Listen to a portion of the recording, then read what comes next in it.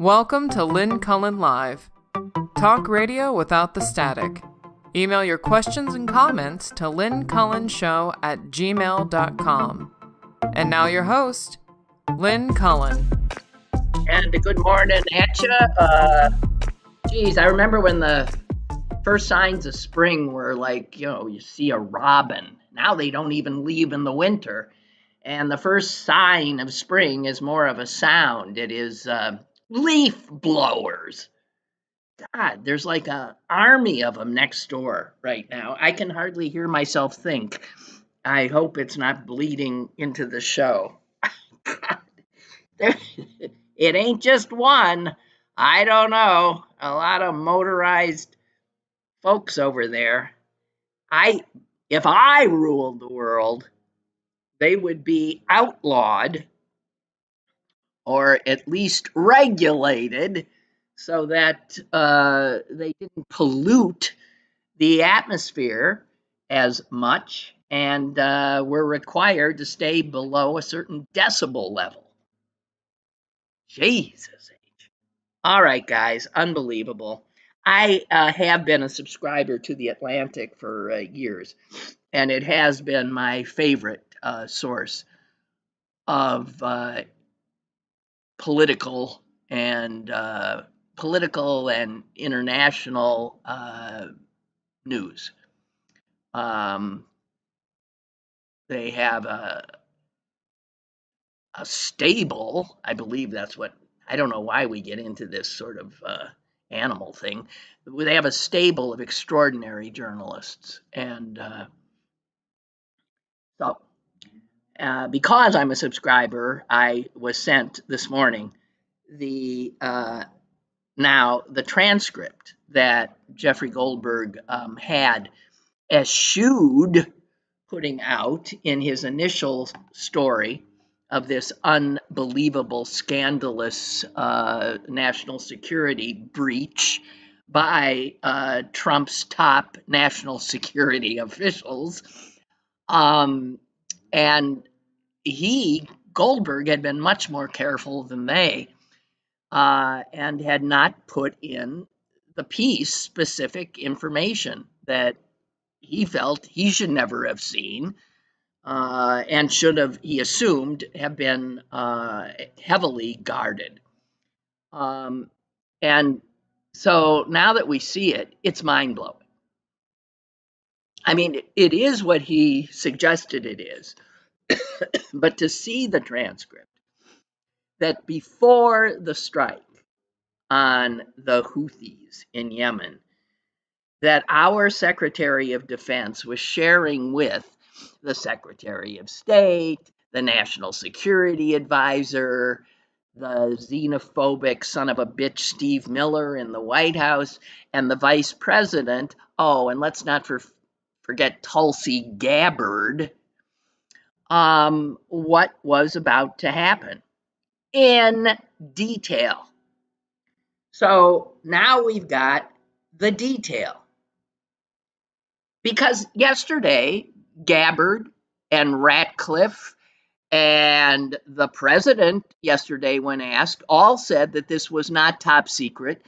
This was not classified stuff. No big deal. Not anything had happened. So let's take a look.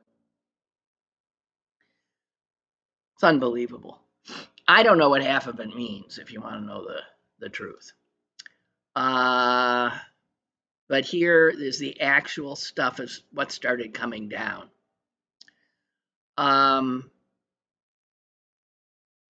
Okay, so our Secretary of Defense, the drunk Pete and women abusing Pete Hegseth, former Weekend Fox News anchor, sent this out. Time now. 11:44. Weather favorable. Just confirmed with CENTCON. We're a go for mission launch. Then he specifically says what's about to happen.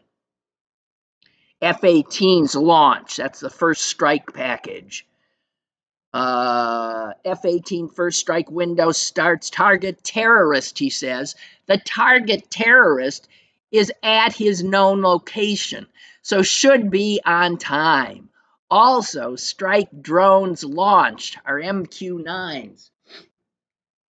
He's telling them exactly what is about to happen in a few hours. Now, the fact that one of the people on this unsecured chat was sitting in Moscow, I didn't know that.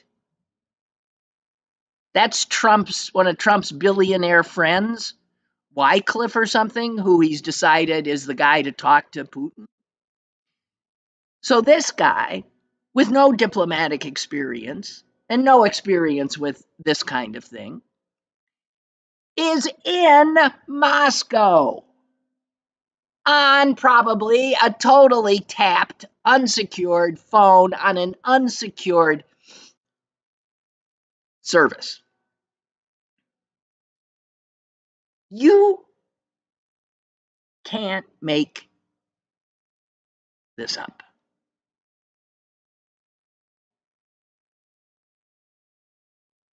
Now, here's the other thing.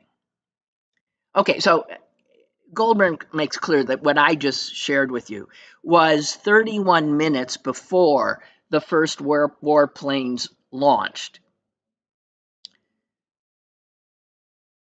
and 2 hours before the beginning of the primary target hit, the target terrorist that Hegseth had referred to. And Goldberg just says, just a reminder, I mean, if this text had been received by someone hostile to American interest instead of me, just a reporter sitting in a parking lot, or somebody, let's say, who was just indiscreet or hostile to American interest, the Houthis would have had time to prepare for what was meant to be a surprise attack. The consequences for the American pilots launching the attack could well have been deadly. Then our Secretary of Defense continues. More F-18s launched, second strike package, strike drones on target. And then in all caps, we're just moments away from the emojis starting to fly. This is when the first bombs will definitely drop, says the excited Defense Secretary. Goes on to talk about Tomahawks launched. We're currently clean on operational security, he says. Pete, the fact that I'm reading this out loud right now to a bunch of other people without security clearance suggests that no, we are not currently clean or even afterwards clean on operational security. And then his next little tweet was Godspeed to our warriors. Text. And then the vice president is heard from. He texts in, I will say a prayer. All right. And then a whole bunch of others put up little prayer emojis. These are the guys who are in charge of our security. Not to scream at you. Then, oh boy, here's the secretary. No, then Walls, the national security advisor, sends out stuff that contains real-time intelligence about conditions at the site of the attack. Building collapsed. Multiple positive ID. Amazing job.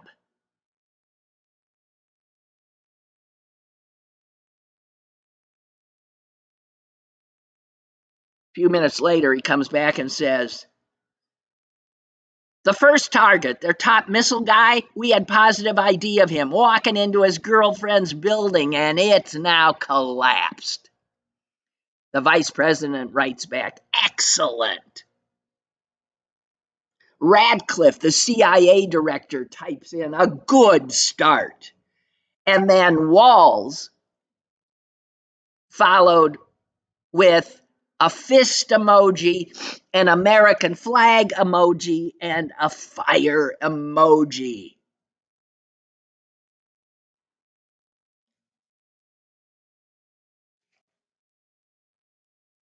Three hours later, the Secretary of Defense again tells the group, the attacks will be continuing. Great job, all. More strikes ongoing for hours tonight, and I'll provide full initial report tomorrow, but on time, on target, and good readouts.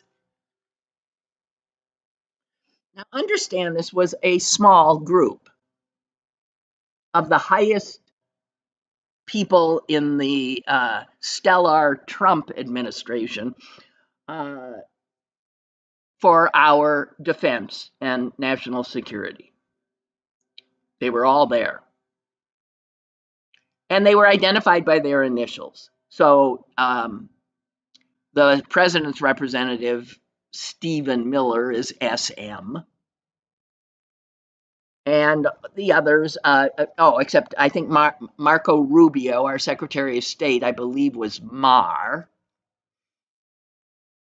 Whatever, but they all were clearly identifiable. The thing is, there was this other guy who wasn't saying much. Matter of fact, wasn't saying anything. And his initials were up. They were JG. If you look at the transcript, JG is in the room. Not one of these geniuses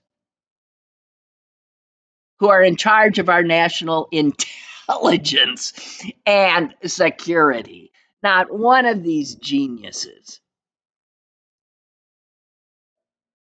asked, who's JG? It's not like there were 100 people there. It was a relatively small little group. The principals group. Only the best. Not one of them noticed or thought to ask.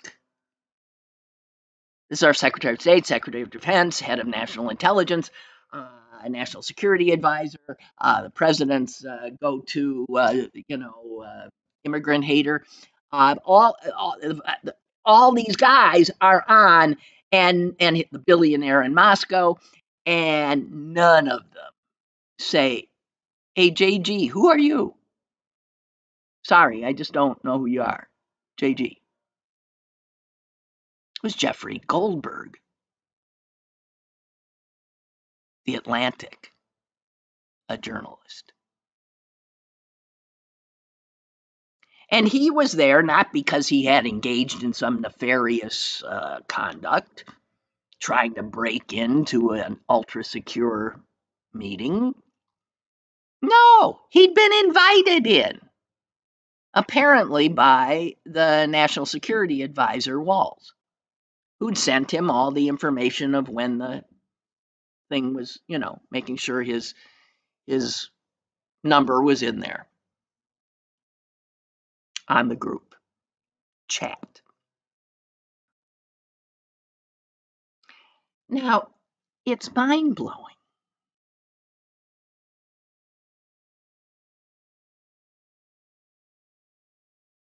It's mind-blowing. Barbara reminds us, and this is something that I know if you read any Hannah Arendt, who watched in real time the horrors of Hitler's rise,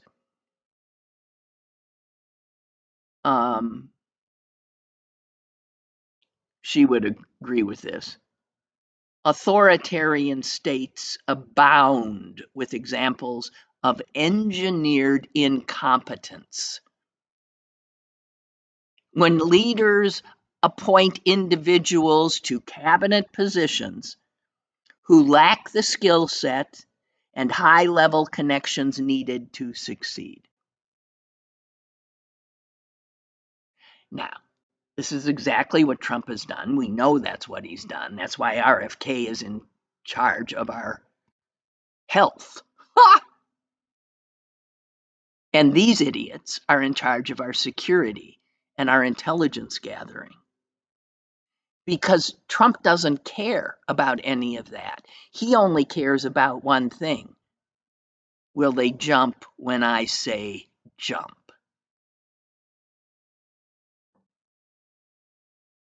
And they're good jumpers. So if you subscribe to the Atlantic, there they are. Okay, now here are all the people on the list. I hadn't gone this far down. Because some of the, they'd also put in their deputies, and a lot of them are unidentified. And even though Goldberg knows who they are, he's not saying, especially in regard to some of the CIA people on, because they could well, I mean, he, unlike these idiots, doesn't want to jeopardize them. But I'm looking at the list. It turns out, okay, there were 19 people on, including Goldberg. And not one said who's JG? Susie Wiles, Trump's, what do you call that? Chief of staff. You know, the president, the head, the commander in chief, you would think if we were about to launch an attack, a military attack on another country, that the commander in chief might be vaguely interested and would want to be in on this, but he's not. Susie Wiles is, J.D. Vance is, his billionaire buddy in Moscow is Steve Witkoff, Tulsi Gabbard is, and Susie Wiles, his chief of staff. It's un-effing believable. And to hear the Republicans yesterday, you would think it was no big deal, no big deal. In fact, what Trump instead, what they went after Jeffery Goldberg. He didn't do anything. He didn't do anything except patriotically inform the rest of us that this had occurred, because otherwise we never would have known. And then, you know, serendipitously, I don't think that's quite the right word, a hearing had already been scheduled. So Tulsi Gabbard and Ratcliffe, two of the idiots at this event, were in front of a Senate committee, and so they got grilled about this yesterday. And oh my God, that too was a debacle. She was asked, "Were you on your personal phone?" And she wouldn't answer, because bet you dollars to donuts she was on her personal phone. These idiots were on their personal phones, probably, on an unsecured network. And here's the thing. This is so big that it can't be allowed to be let go. You know, the fire hose crowd is going to start trying to distract. I mean, they've already done that. Trump's put out executive order making it harder for a lot of Americans to vote in national elections. There's stuff they're throwing, and they'll keep throwing, and but that's really pretty much a normal day with this crowd.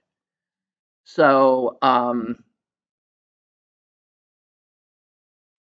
we gotta stay focused and not let them change the subject.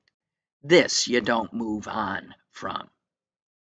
And Trump, of course, never admits to an error.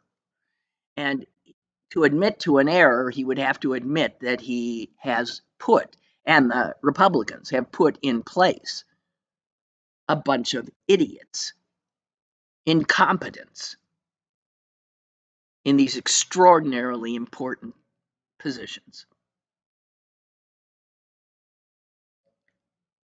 So instead,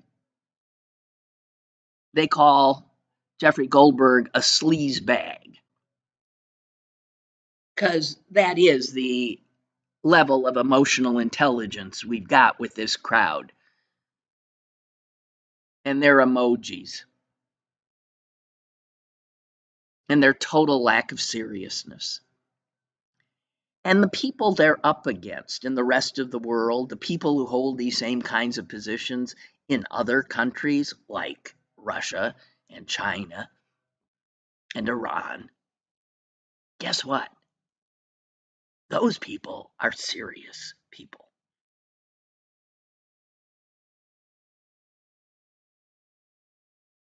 Their heads would literally roll if they'd done anything like this.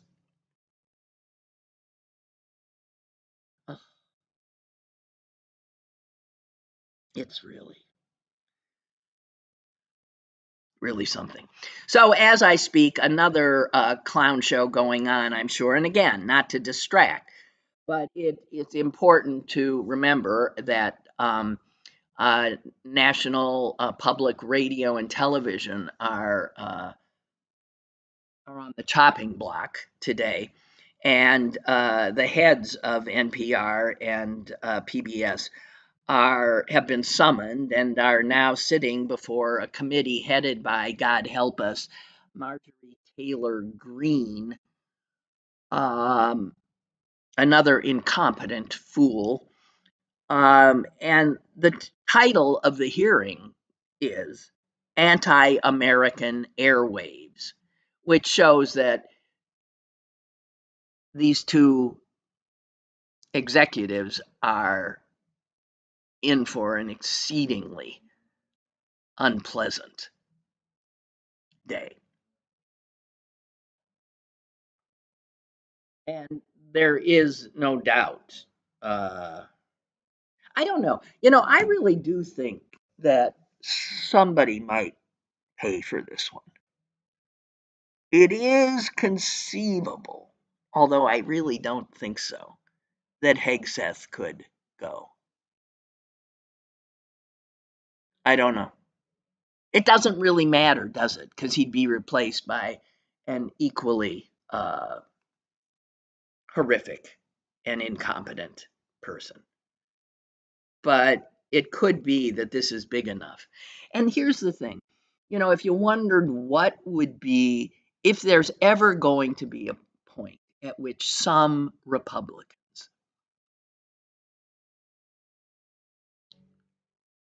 end up finally being unable to look at themselves in the mirror, finally cannot literally sleep anymore. You just need 3, 4, 5. This is one of those points at which, if they don't stand up now, then they never will. They never will. It's over.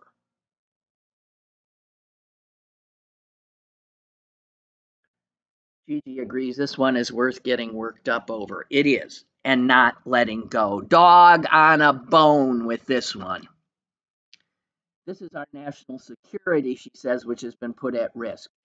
And 2 of these people sat in front of a Senate committee yesterday and lied. Oh, yeah, they lied. They said to questions like, and were specific, targets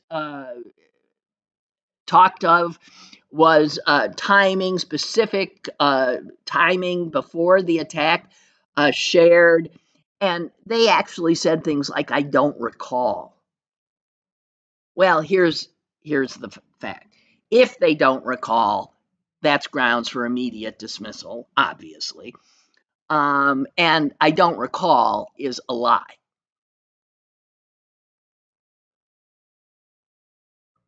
Gigi says something that these guys apparently don't know. Target plans are always classified, whether these clowns know it or not. This is beyond outrageous. Amazing journalism by the Atlantic. Well, you could also argue amazing luck. As I said, they didn't really, they've handled it beautifully and responsibly. But it's not as though they went after this story. They couldn't have in normal times because they would have had no access. This would have been totally locked down, even to other high ups in the administration. Excuse me. And that they get in, it's unbelievable. Unbelievable. Yeah, one of them's in Moscow, others are on their regular phones. It's mind blowing.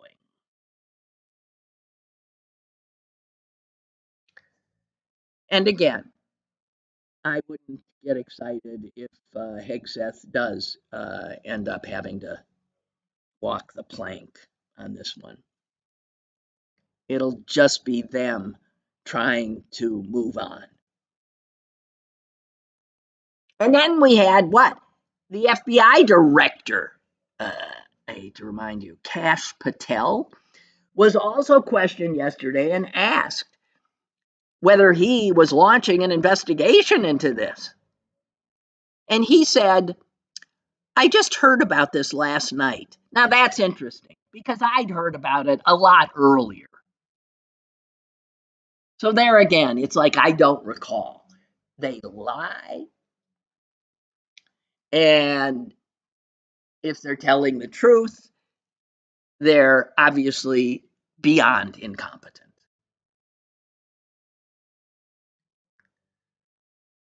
Some good news on the electoral front yesterday, in case you didn't know. There were two special elections in Pennsylvania, a state, I hate to remind you, that went to Donald J. Trump in November, to our everlasting historic shame. But Democrats won in both elections.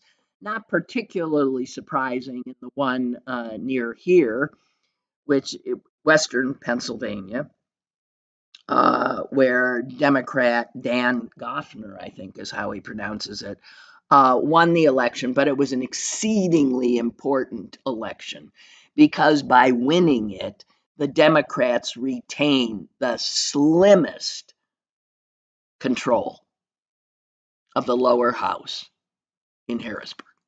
If he'd lost, the Republicans would have it. So that's good news. Across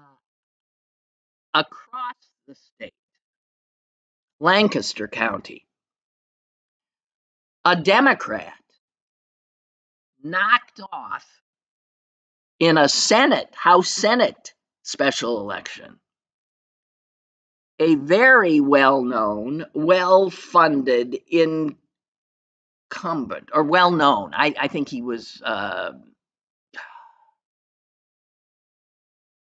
exactly clear. Well-known, but the Democrat was not. But here's the important thing. This district hasn't voted for a Democrat as it did yesterday since 1889. Unbelievable. since 1889. And after 1889, every single time the people of this district went to the polls, they voted Republican. Except yesterday. And they voted big time Republican in November. Just 5 months ago. And now all of a sudden they turn their history on its head. We can only hope the Wisconsin Supreme Court race, which it really is an important bellwether, goes the same way next Tuesday. So there's some good news, and I assure you, that's really good news. Speaking of not so good news, you wouldn't want to be like the PR person at UPMC right now. I mean, it's not every day that a major health care giant has two stories in the news about two doctors that were in their employ who have been either accused or convicted of serious crimes. Yeah. But that's what UPMC is dealing with. The more astonishing one is this former anesthesiologist. Up until 2 years ago, he was also a professor at Pitt's Medical School, and he, I guess, moved to Hawaii 2 years ago with his wife, of course. And he is now charged by Hawaiian authorities trying to kill her,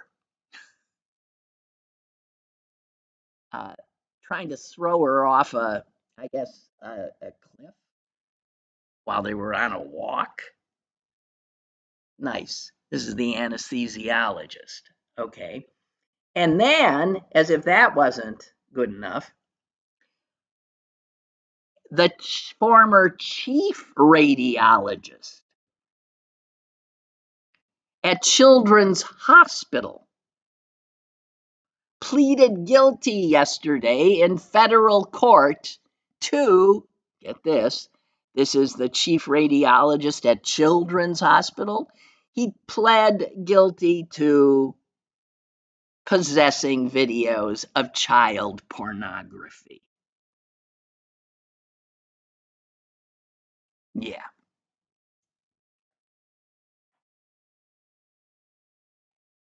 Boy, oh boy, oh boy, oh boy.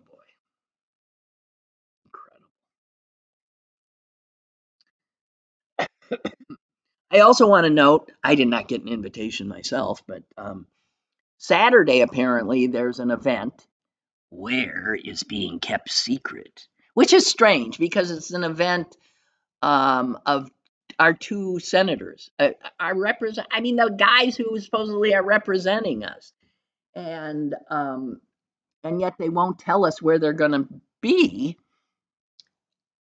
But it's Saturday, and those in the know it's Saturday, and I guess we'll be told at a certain time where the hell the event is.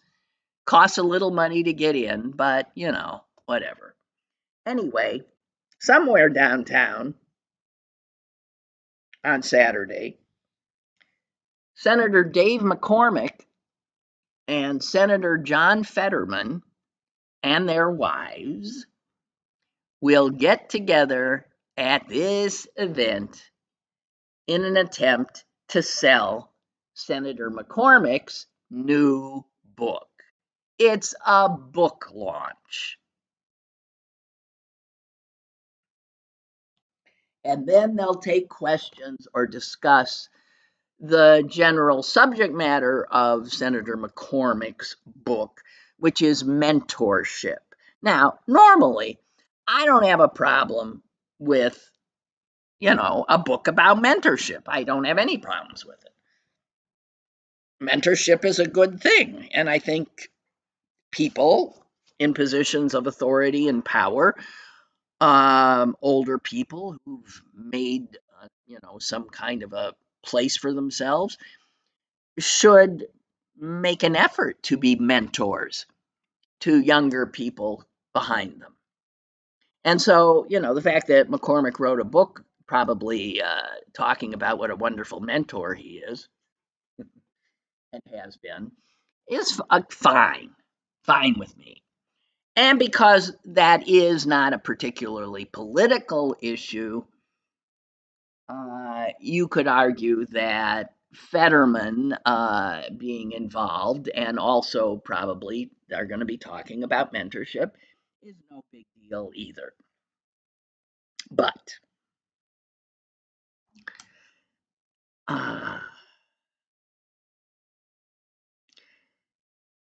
somebody needs to tell John Fetterman that these are not normal times. And while bipartisanship and having bromances across the aisle were something that I would have argued is always good in a constitutional republic where compromise is a necessity of moving forward. But you see, Dave McCormick, the senator, and his book belong to a party that is a party now of what I consider traitors,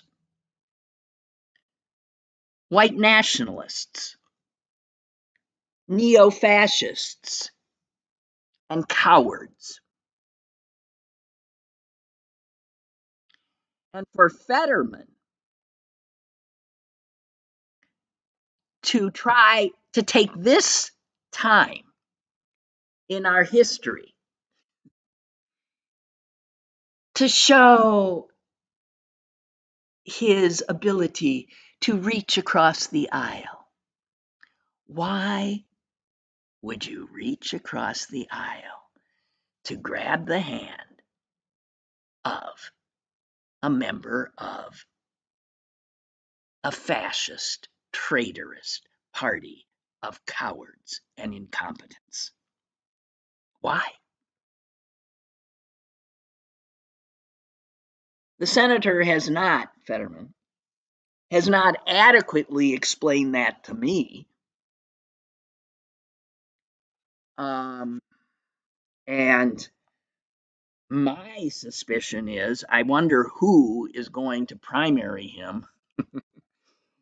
And if it's somebody that I can tolerate, I'll definitely be voting for them. Fetterman is a joke, if you ask me. So, unfortunately, Pennsylvania has two jokes. We've got one senator, a yes man, a guy who jumps when Trump says jump, and then we've got Fetterman, who likes attention.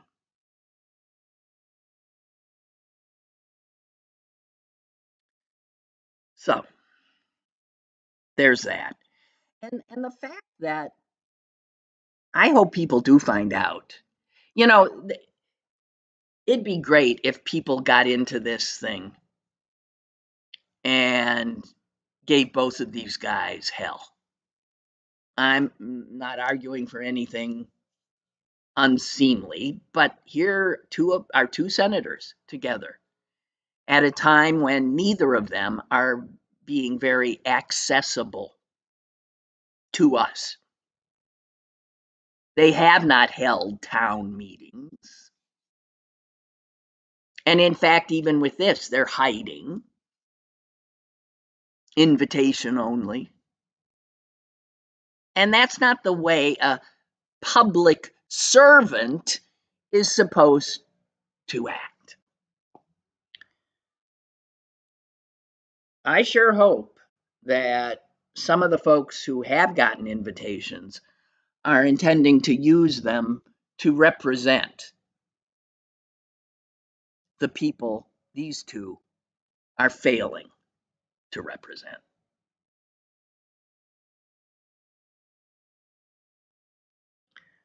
Okay, what we got here? Deborah wants us to know something. I don't know if you saw this, but you need to check out this idiot. He sounded drunk. I don't know. I can't watch this now, Debbie. Couldn't answer a question. If he gets in, which he will, socials. Oh, the guy. Oh, I know what you're talking about. His name is Dudek. This is a guy who's going to head Social Security. He is an idiot. He is a confirmed incompetent idiot. And he's the one who threatened to shut it down the other day. He said, if the court says we can't let Elon in here to get into everybody's business, then I guess we're not going to be able to let any of our employees get into anybody's business, so we're just going to have to shut down. This Dudek said the other day. He's the acting head right now of Social Security. And even the White House jumped on the phone to him and said, hey, you idiot, walk that back. Because they don't want to. He was doing what you're never supposed to do. He was sort of telling the truth that they're going to mess with the third rail. They're going to mess with people's Social Security. And the White House told him, shut up. And he did. He actually said, my bad, or something like that. I spoke out of turn. Yeah, well, he's in. I'm sure our Senator McCormick will be voting for him. And for that matter, I can't say that our Senator Fetterman won't be voting for him, because he voted for more of these incompetent Trump cabinet and other agency nominees than any other Democratic senator.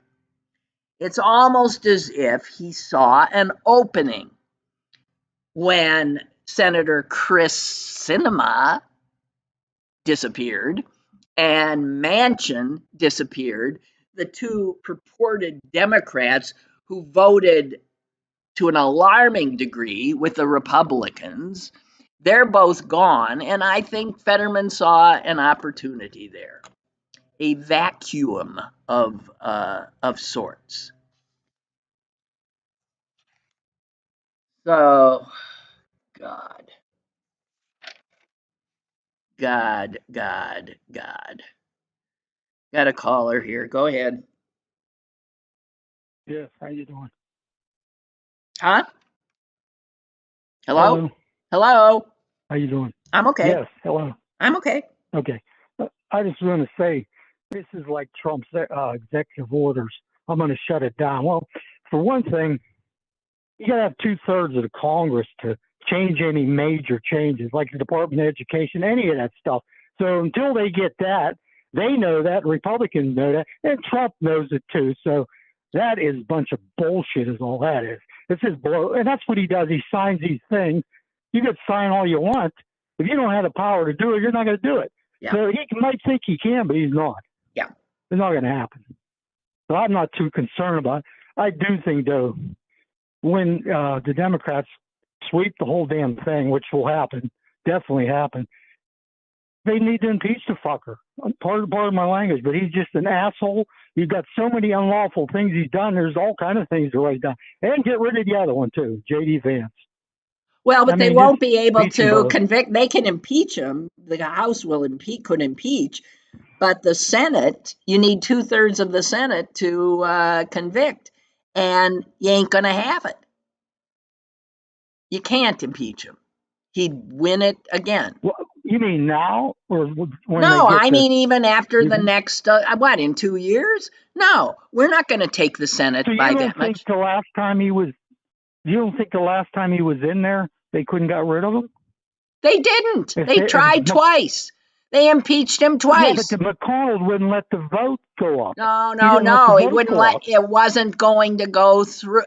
There's no way. The Republicans saved him. No, I don't know. Well, Yeah, maybe you're right. no, you can't impeach this guy So what because are we going to do? you got We're a going to put party. up with him The for... Republicans are traitors. They're members of a terrified cult of cowards. So we're just going to have to put up with it then, huh? Well, yeah, we got 3 more years, 3.5. Oh, my God. Here I'm thinking they could get rid of him. No, they can't. Wow. No, they can only if some Republicans show some spine. Ain't going to happen. If they don't show spine with what happened with this, thing, this absurd breach of our security, they're not willing to even speak out about that with any strength and power. It's amazing. I gotta say Trump will throw him out of there. He It does do doesn't weird matter. stuff like that. You know what, though? It doesn't matter if he throws them out. So what? No, it doesn't, because it gets some other idiot. Yeah, that's right. That's right. So, yeah, I don't know. Okay. Well, 3 more years. Yeah. Well, not even 3, more than that. God help us. Oh, my God. Yeah. Yes. Okay. Okay. Bye. Now you depress me, but you're going to. That's my job. I'm just doing my job. Yep. Okay. All Bye. right. Thanks. Bye-bye. Bye-bye. Yeah. Incredible. Incredible. Another caller here. Let me take you. Hello. Hello, Lynn. Hello. Can you hear me? Yeah. Oh, okay. I mean, aside from all the rotten things that are happening these days, I just wanted to let you know that I really miss you on KDKA. I can't stand that show anymore. What show? KDKA, your talk show. I never had a talk show on Remember years ago?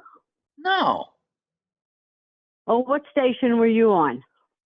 Well, I was on WTAE radio, and then I was on I can't even remember the call letters, Renda Broadcasting, PPT. And then I was no. No, I was I did a weekend. KDKA. I did a weekend show for a little bit on KDK, but no, that was Oh, I apologize. Yeah. I apologize. No, I I've been can't off stand the show anymore. No. Well, they're horrible. They're beyond horrible. Yes. Yeah. Yes. Yeah. So sorry. They don't want me in radio, because radio is just full on right wing. And people like me might end up on the weekends. The weekend ghetto, I used to call it. That's where they put me and let's see, John McIntyre and Moore, Chris Moore. Yeah. I love him.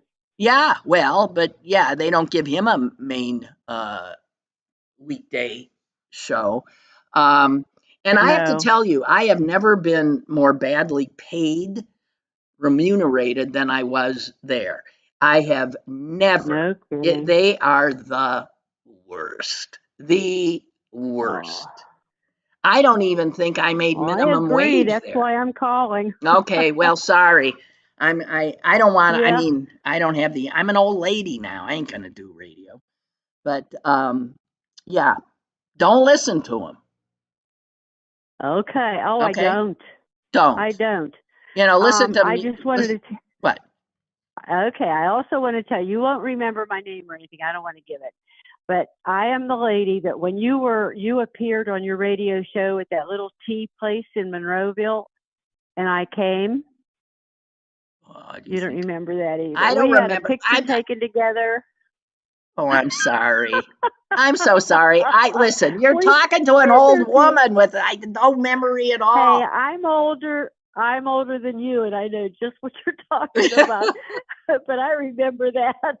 I was home scrubbing my kitchen floor, and then when listening to your show, and when I heard where you were, I put my bucket down, changed Aw, my clothes, and ran up there. aw, thank you. When we were doing that stuff at the Monroeville Mall, you mean, with all of us? Not the mall. No, not Oh, the a teased. Mall. It Okay. was near the Turnpike entrance. There was a little tea place. Boy, Coffee, tea. don't remember. Do not have any You didn't. memory at all. And you didn't Sorry. even buy me a cup of tea. Aw, well, I'm glad I did, but I am so sorry. Okay, Well, and I miss you. I just want you to know I really okay. miss you. Okay, honey. Thank you. All right.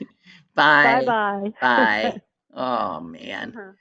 Yeah, the old days. The old days. So, um, what do I have here that I want to share? I had mentioned, oh, here, I just quickly want to get this in. Not that this is a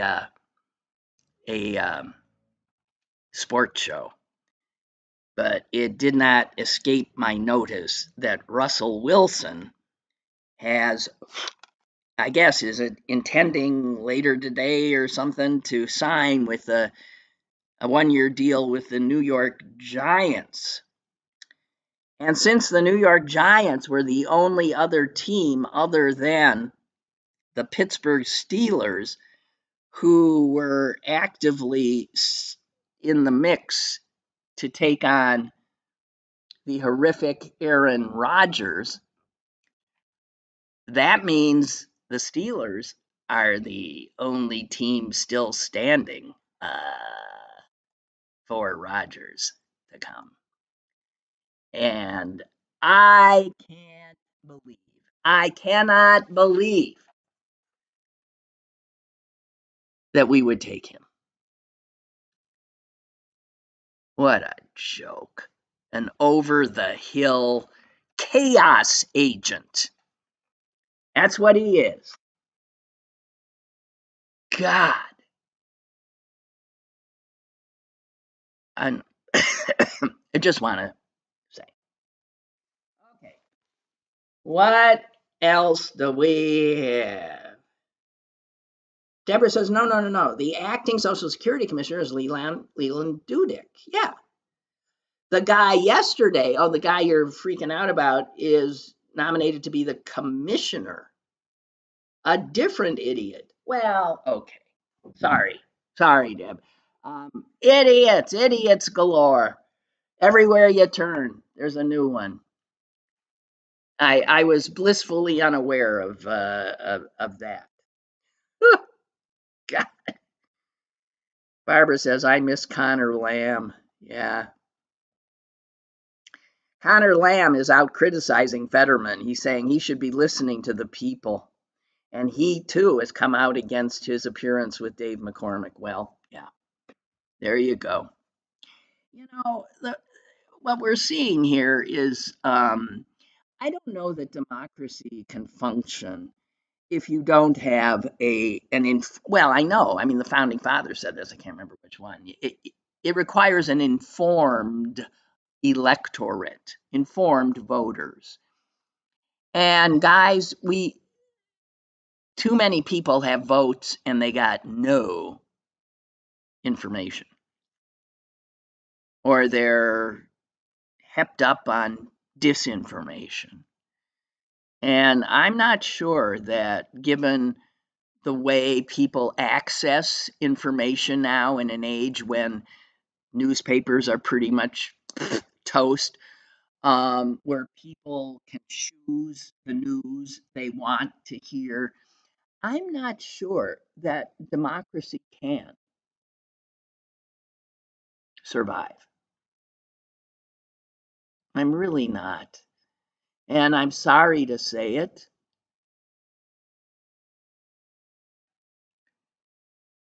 My sense of the American people right now is an unserious people. And obviously, I'm talking in generalizations. I happen to be a very serious person who loves to laugh and loves life. But I'm serious about things that I think require seriousness. And I've been part of an entertainment culture. I am by nature an entertainer. Somebody was saying to me, why I studied acting, but did not become an actress. And I said, because I realized that while I loved being on stage, I didn't like acting. I liked performing, but I wanted to be myself. So I consider myself an entertainer, albeit in an information venue. And I've watched being in television and radio as the culture got more and more entertainment oriented. And guys, it jumped the shark a long time ago. So that most people who have nothing approaching any sense of media literacy, in other words, they really are not aware of the powerful forces working on their heads. And those forces working on their heads are intent generally on just one thing, and that is obviously getting their attention. So we are all of value to people with power because of our attention. Most people want our attention, most of them that are scrambling for it, want our attention because they want to pick our pockets. They want us to spend money on whatever it is they're selling. And others are selling themselves. Politicians like Donald Trump, who, like me, is an entertainer. He's a performer.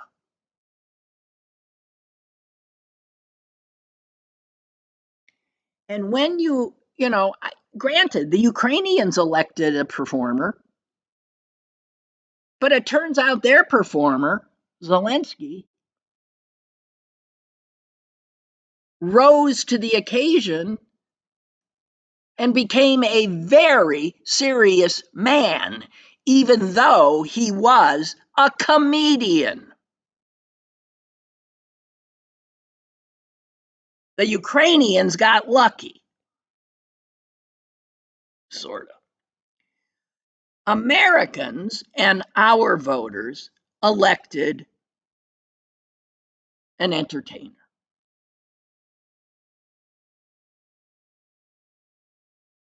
They fell for his act. And we're not so lucky. Because he is, by nature, a liar and a thief. And we are now watching him just fill his pockets and coffers with everything he can while he's got the power. And he doesn't want to lose the power because, in fact, if there's still a country intact, he will be found guilty of many, many major crimes because he commits them on a daily basis. But the American people chose him. And they chose him after seeing him for 4 years as the president. And because that happened, I have reason, I think, to be worried about our future. because it suggests that far too many people with that awesome power of their vote are incapable of treating it with the care and forethought and respect that vote deserves. They use their votes frivolously. They use it emotionally. They use it to get back at somebody or something. And this is how a grand experiment like the United States of America dies.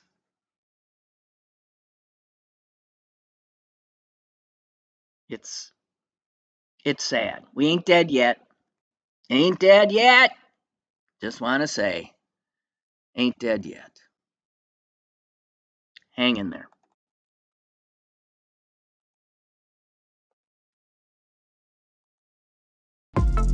Lynn Cullen Live, Monday through Thursday from 10 a.m. to 11 a.m.